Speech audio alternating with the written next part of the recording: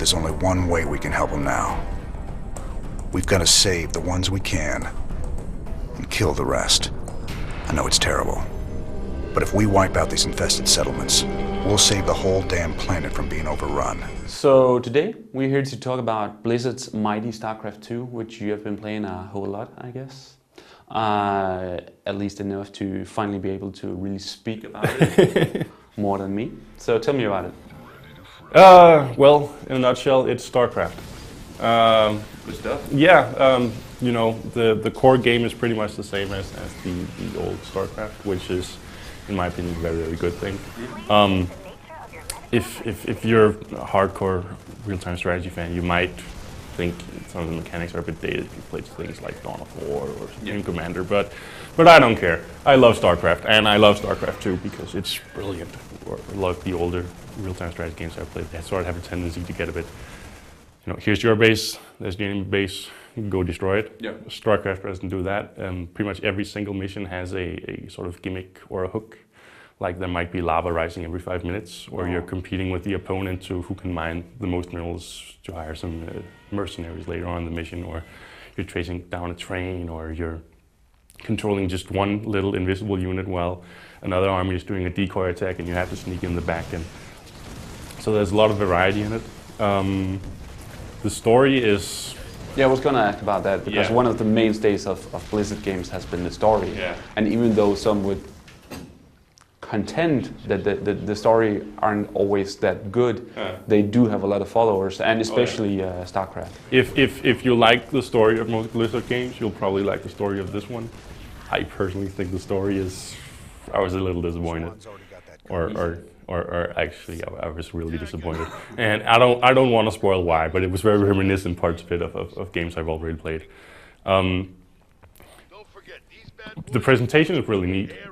Between missions, you have the ship you can walk around in. Talk to all the different characters you have. There's permanent upgrades between missions. There's research between missions.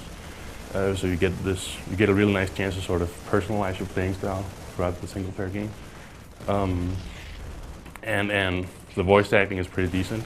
Do you think that Blizzard have not strayed far enough to really reach a new audience, or did they know that they really couldn't piss the old audience off? It's a really valid criticism that they've stayed the path completely. They haven't taken any chances really with the multiplayer.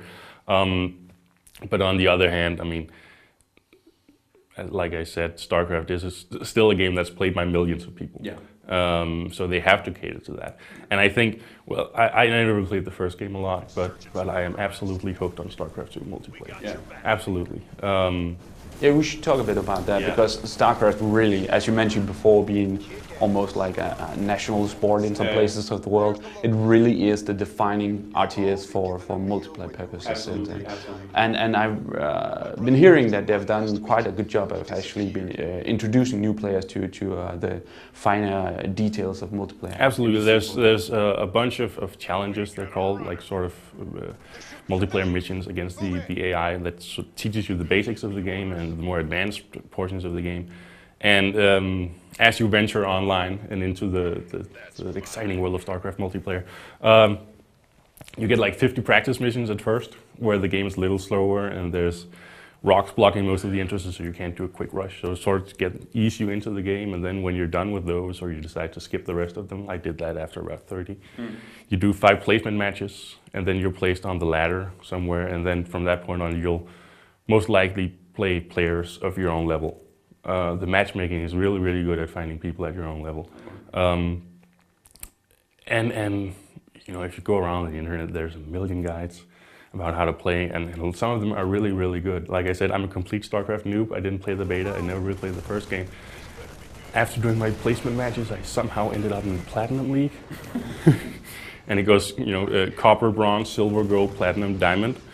And I'm somewhere in the middle of my division, and I have no idea how I got there, but I've lost about half my game so far, which is pretty normal.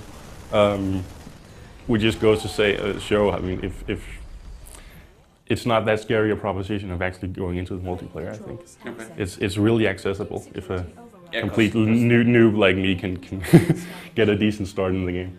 So we've been waiting for this game for close to what, 12 years now? Something like that. Yeah. 98, 97. And it's the obvious question, but is this the game that we have been waiting for? Yeah, pretty much. I mean, it's not a revolution in any way, but the core mechanics of the StarCraft gameplay is so well, it's of such a high quality that you don't really need a revolution. StarCraft II is fantastic.